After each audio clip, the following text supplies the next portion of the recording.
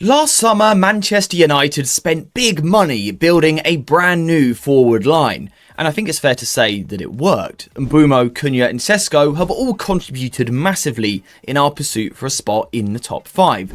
However, I still don't think the attack is complete. If we look at our winger depth in particular, I still feel that something is missing. Now, one of the main things that I feel is missing on our wing, whether that is the left wing or the right wing, is 1v1 dribbling ability. A player who thrives isolating a fullback and repeatedly beating them.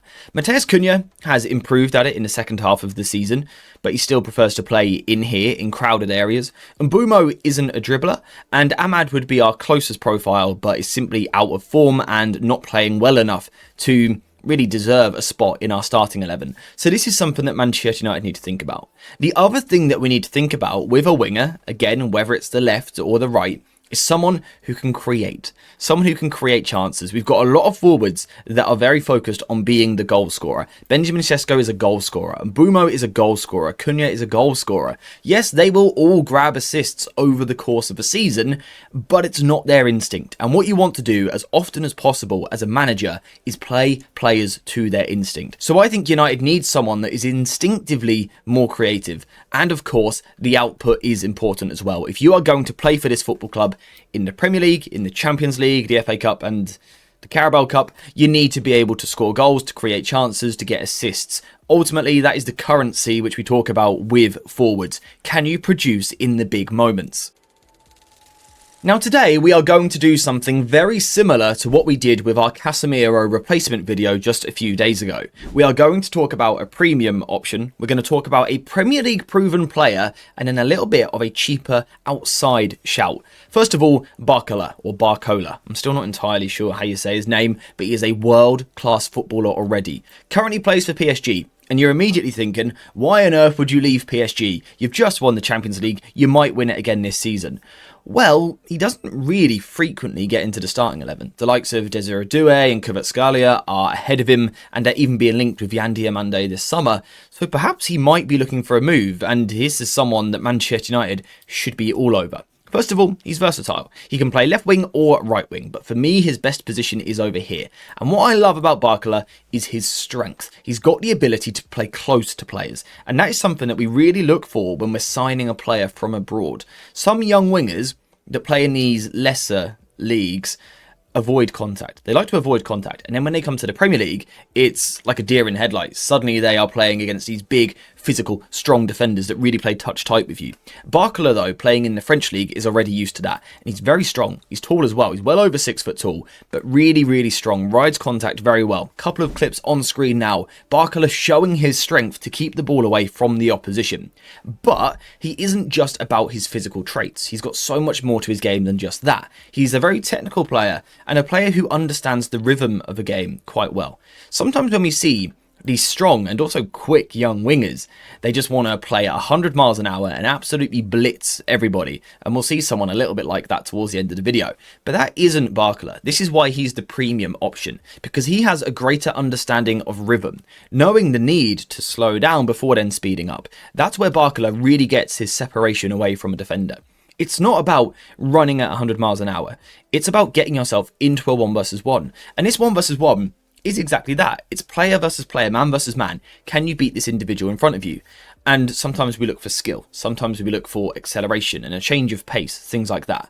But if you can dictate the rhythm, if you can slow down, you force the defender to slow down. But the forward is always the one leading the dance, if you like, here, because they're the one with the ball at the feet. And that's where Barcola is so good. He is brilliant at taking the first touch. You know, let's say he receives a really quick pass, fizzed into him, but then he'll take a slow first touch, causing the defender to slow right down. Then, just as the defender plants himself, Barcola will then accelerate past them, and he can go left towards the touchline, towards the byline, or he can come inside onto his stronger right foot. This is where I think he could be really good for United, because I think this is something that we lack a little bit at times on the wings. The understanding of rhythm, both out wide, but also in and around the penalty area. Barcola is also fantastic off the ball as well, and don't worry, I'm not talking about the boring defensive work, I'm talking about being a runner. Barcola is one of the most willing runners in Europe's top 5 leagues at the moment. He is one of those players who just will repeatedly make that run in behind. You know, when you are a kid playing football and you're being coached. They say, just keep making the run and eventually the ball will come to you. And it's a little bit difficult sometimes to keep making that run and not getting the supply. But Barcola clearly got that message when he was younger because he just keeps going. He will keep consistently making runs in behind. And when you've got players like Lisandro Martinez, Luke Shaw, Bruno Fernandes, perhaps a new midfielder in here with the passing range, Barcola could be a lethal player for us. His willingness to run in behind, but also it's the timing of the run. He's clever with the way that he bends his run. He arches his run in behind. So by the time he gets the ball, he's left the defenders miles behind him. He races into these positions. This is just where he needs a little bit more consistency. Just a little bit more consistency with his final touch and then shot into the back of the net. He is still young and he will still miss chances. This is why he's not on Elise level just yet. But I think he can get there in a few years' time if he can work on this. And what I do like is that we have seen goals from a tight angle. We look at the Manchester United players, someone like Cunha, for example. It often feels like he needs to be here to score the goal. But if you look at the history of some of Barcola's goals, you can see that he is scoring a lot of goals from a really tight angle on the left-hand side. And there's a couple of examples of these finishes here. This is where I think Barcola could be absolutely fantastic. And let's not forget, last season, he got 42 goal contributions. The boy is a joke. Now, Barcola is unbelievably good at football, but is also likely to be very expensive, and if PSG don't recruit new forwards like Julian Alvarez or Iliman Ndiaye, he will probably stay at the club. So we might have to look for a different option. Someone a little bit cheaper, but Premier League proven. I present to you Iliman Ndiaye, one of the Premier League's great entertainers. Another player who is fantastic on the dribble. Iliman Ndiaye has mastered 1v1 situations.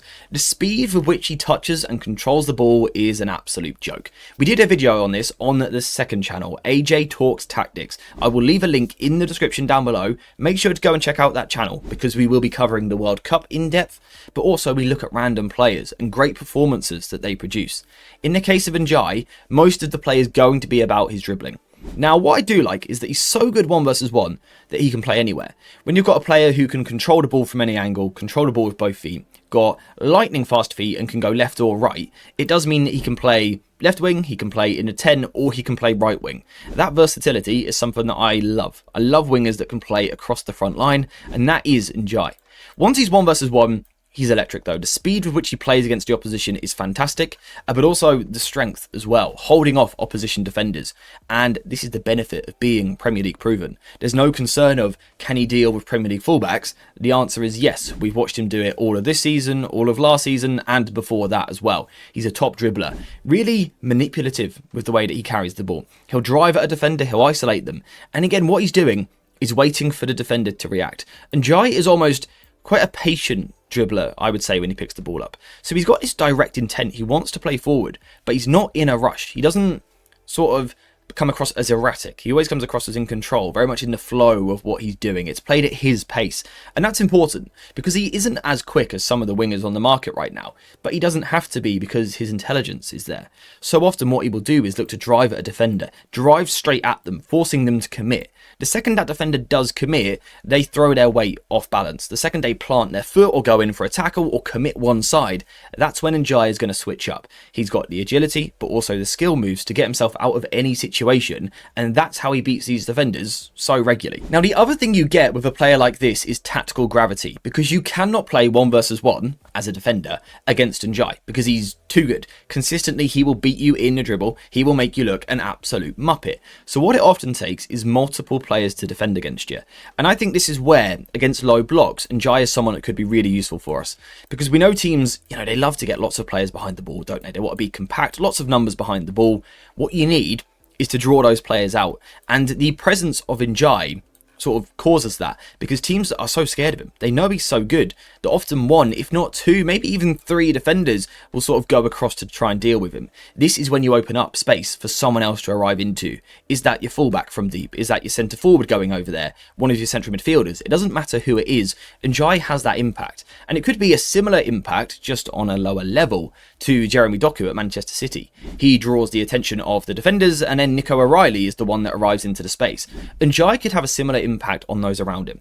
He's also got good combination play as well. Once he's in this situation, he recognises that he's overcrowded, so he will release the ball. But he won't stop. he'll make the run off the ball as well and try and get himself into this position.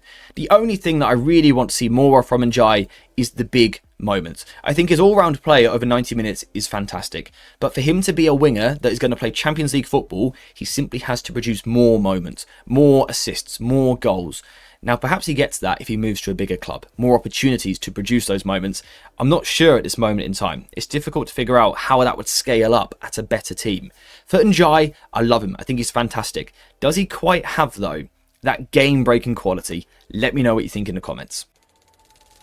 Now, whilst Ndiaye wouldn't be as expensive as what Barcola is, he is still going to be expensive. He's playing for Everton, who might qualify for Europe.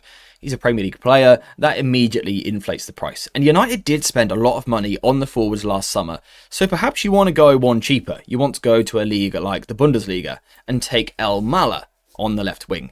Now, this is a slightly different profile of player to what we've just spoken about. He's only 19 years old and he's 6'1". That probably immediately tells you something about what type of player he is. The fact that he plays in the Bundesliga and excels also probably tells you something. And when I say excels, he has done. His numbers this season in the Bundesliga have been absolutely fantastic. Lots of goals, lots of assists, lots of pure output in his real breakthrough season in the competition. With El Mala, what you're getting is strength, power, directness, and aggression on the ball. All traits that I love to see in a winger. I think these things are all really important. What El Mala loves to do is pick the ball up wide on the left-hand side. He is a left winger. He'll pick the ball up in this position, and what he wants to do is first touch at that fullback. He wants to take his first touch towards the man, square them up, and be direct. This is probably my only question mark over him as a player. Is he too direct, sort of combined with what else we've got at the club? But he's a youngster. You know, this is a bit more of a gamble. Last summer we signed those proven, guaranteed successors in the front line. Maybe this year we can take a gamble on someone. Again, let me know what you think in the comments. El Mala, if you do gamble, if you do get the best out of him, and he does sort of grow into his full potential, you've got yourself a really dangerous player, because he's 6'1", aggressive on the wings, and strong. That's very, very difficult for fullbacks to deal with. So let's say El Mala is playing over here, he receives the ball in the wide position, the opposition jump out. So often he's too strong for them. So what he'll do is he'll knock the ball past them. He's not brutally quick. He's not like Kylian Mbappe on the wing, for example, but he's not slow either. But it's his strength. You see defenders in the Bundesliga almost try and like pull him over, pull him to the ground, but they just can't. He just sort of shrugs them off. And that's what happens when you are so big on the winger. And we've seen wingers like that being successful in the Champions League this season. The likes of Elise and Kvaratskhelia are not the quickest, but they're so strong and so clever with the way that they use their body. Could El Mala become a player like that? Quite possibly. Really strong, really direct, looks to attack people. That is something that Manchester United need. Now, in terms of his habits, his instincts, what he wants to do as a player and almost his tactical role in the team, well, as we've said, he initially starts wide on the left-hand side. He receives the ball and he drives at defenders, but he does tend to want to come inside. Almost a little bit like Matheus Cunha. Slightly similar profile. Actually quite a similar build. He does like to come inside onto his right foot. He is a right-footed player and that is where he is strong. He loves a long-range finish, picking the ball up on the edge of the box and powering it towards the opponent's goal. I love that. I also love a winger that is able to score whilst moving away from goal. Again, we've seen that in the Champions League this season. Move away from goal, the defenders think they're safe, they think it's secure, then you wrap the ball back into the far corner with the right foot. That is something that this fella can do. Importantly though, he can go the other way as well. And I think what I like is his composure at the end of quite an intense action. Again, he is about power, he is about speed, he's about being direct and attacking fullbacks. And again, when we see young footballers doing this, sometimes we then get an erratic final action, a cross which is scuffed and goes behind the goal, outside of the foot, and you just mess it up. Or you completely overhit it, fire it way too far, over to the far side. I think it's a good sign when a player can play with speed, intensity, aggression, but then in the final third, the world seems to slow down for them. And I think that's when you've got yourself a good young footballer. And for me, that is El Mala in the final third. I think he makes good decisions. And this is where he can be more two-footed. His finishing, yeah, it's a little one-footed. It is that right-footed strike. But I think with his creativity, I think he can be a bit more two-footed. Whether that's sort of a low left-footed cross across the box, into this position here, into that channel where Benjamin Sesko might be sniffing out a chance, or coming back inside onto the right and then fading crosses out towards the far post for someone like Mbeumo or Benjamin Sesko to potentially attack. These are all things that Elmala does well. And the good thing about him is he does have that multi-threat, which is always going to make him an unpredictable player. So you've got unpredictability, you've got the physical traits to match it, and the composure and the intelligence to deliver in the final third.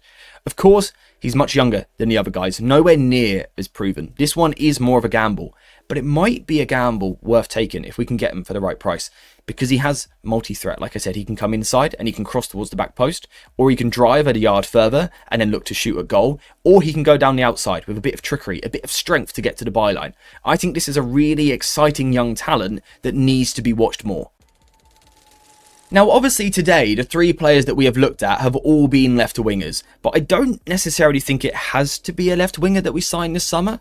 It probably makes the most sense because on the right we've got Mbeumo and Amad, but I don't know that either of those two are guaranteed a spot in the starting 11, which is why I like a versatile player.